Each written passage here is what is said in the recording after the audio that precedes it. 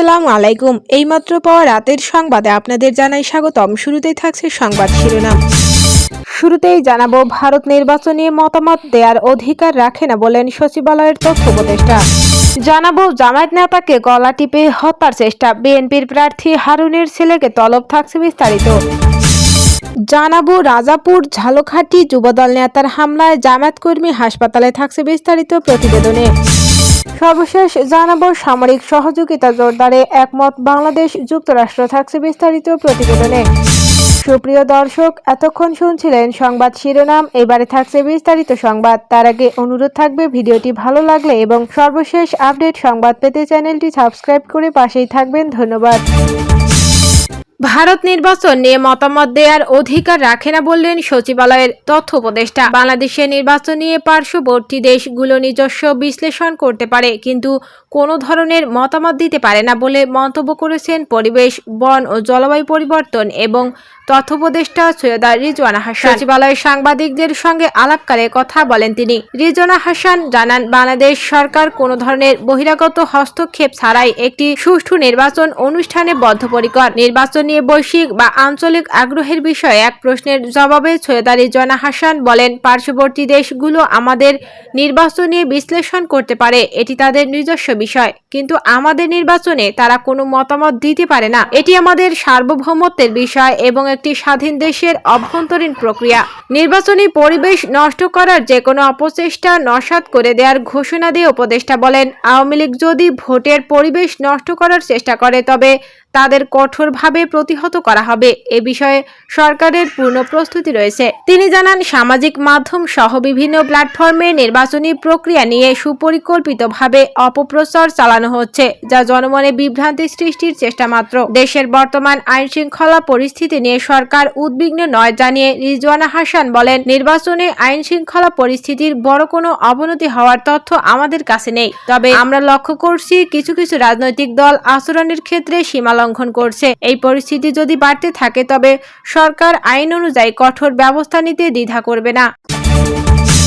জামায়াত নেতাকে গলা টিপে হত্যার চেষ্টা, বিএনপির প্রার্থী হারুনের ছেলেকে তলব। চাঁপাইনবাবগঞ্জ ৩ সদর আসনে বিএনপি প্রার্থীর ছেলে রুবাইদ ইবনে হারুন রাফিকের নির্বাচনী আচরণবিধি লঙ্ঘনের দায়ে তলব করেছে নির্বাচন অনুসন্ধান ও বিচারিক কমিটি। জামায়াতে ইসলামীর এক ওয়ার্ড সভাপতিকে মারধর, লাঞ্ছিত ও গলা টিপে হত্যা চেষ্টার অভিযোগে তার বিরুদ্ধে এই আদেশ দেওয়া হয়েছে। নির্বাচনী অনুসন্ধান ও বিচারিক কমিটি চাঁপাইনবাবগঞ্জ ৩-এর চেয়ারম্যান এবং সিভিল জজ মোহাম্মদ মেহেদী হাসানের তলব আদেশ জারি করেন। আদেশে বলা হয়, কমিটি বরাবর মোহাম্মদ নজরুল ইসলামের লিখিত অভিযোগের প্রেক্ষিতে বেআইনি কার্যক্রম পরিচালনার কারণে নির্বাচন কমিশন বরাবর সুপারিশ প্রদান করা হবে না। আগামী বৃহস্পতিবার ২৯ জানুয়ারি সশরীরে উপস্থিত হয়ে লিখিত ব্যাখ্যা প্রদান করতে হবে। এই কারণ দর্শানো নোটিশ বা শোকজ জারি করে প্রতিবেদন জমাদানের জন্য চাঁপাইনবাবগঞ্জ সদর মডেল থানার ওসিকে নির্দেশ দেওয়া হয়েছে। নির্বাচনী অনুসন্ধান ও বিচারিক কমিটির আদেশে উল্লেখ করা হয়েছে, অভিযুক্ত রুবাইদ ইবনে হারুন রাফিকে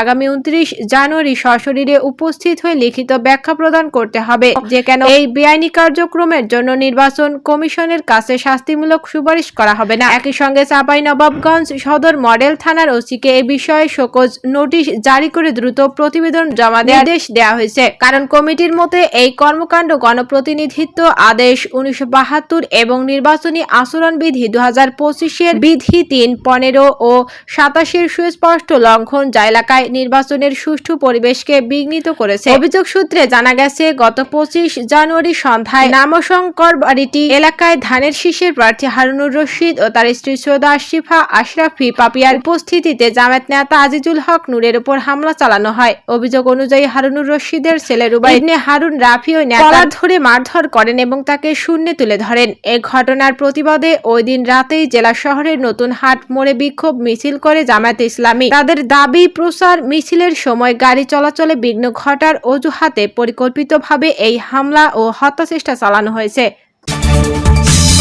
এদিকে যুবদল নেতার হামলায় জামায়াত কর্মী হাসপাতালে। ঝালকাঠির রাজাপুরে জামায়াতে ইসলামীর এক কর্মীর ওপর হামলার ঘটনা ঘটেছে। আনুমানিক ৮টার দিকে উপজেলার সদর ইউনিয়নের ৪.৫ আনি এলাকায় পশ্চিম রাজাপুর ইসলামিয়া সরকারি প্রাথমিক বিদ্যালয় সংলগ্ন মসজিদের সামনে হামলার ঘটনা ঘটে। আহত আব্দুল করিম শিকদার উপজেলার সদর ইউনিয়নের মনোহরপুর এলাকার আদম আলীর বড় ছেলে। তিনি জানান, এশার নামাজ শেষে মসজিদ থেকে বের হলে যুবদল নেতা আমির হোসেন বাচ্চু হাওলাদার 10 থেকে 15 জন সাথে নিয়ে তার উপর অতর্কিত হামলা চালায়। এতে তিনি গুরুতর আহত হন। স্থানীয়রা তাকে উদ্ধার করে রাজাপুর উপজেলা স্বাস্থ্য কমপ্লেক্সে ভর্তি করেন। ঘটনার খবর পেয়ে ঝালকাঠি 1 আসনে 11 দলের প্রার্থী ডক্টর ফয়জুল হক সহ জেলা ও উপজেলা জামায়াতে ইসলামীর নেতৃবৃন্দ রাজাপুর উপজেলা স্বাস্থ্য কমপ্লেক্সে ছুটে যান। এ সময় ডক্টর ফয়জুল হক বলেন, নির্বাচনী কার্যক্রম চলাকালে আমাদের কর্মীর উপর হামলা করে তাকে রক্তাক্ত করা হয়েছে। এই রক্তের উপর ভর করেই আগামী 12 তারিখ ব্যালট যুদ্ধে আমরা জয়লাভ করব। অবিলম্বে এই সন্ত্রাসী যুবদল নেতা বাচ্চু হাওলাদারকে গ্রেপ্তারের দাবি জানাচ্ছি। এ ঘটনায় এলাকায় উত্তেজনা বিরাজ করছে। সামরিক সহযোগিতা জোরদারে একমত বাংলাদেশ যুক্তরাষ্ট্র। বাংলাদেশ যুক্তরাষ্ট্র নবম ল্যান্ড ফোর্সেস টক্স 2026 এর সফল সমাপ্তি হয়েছে।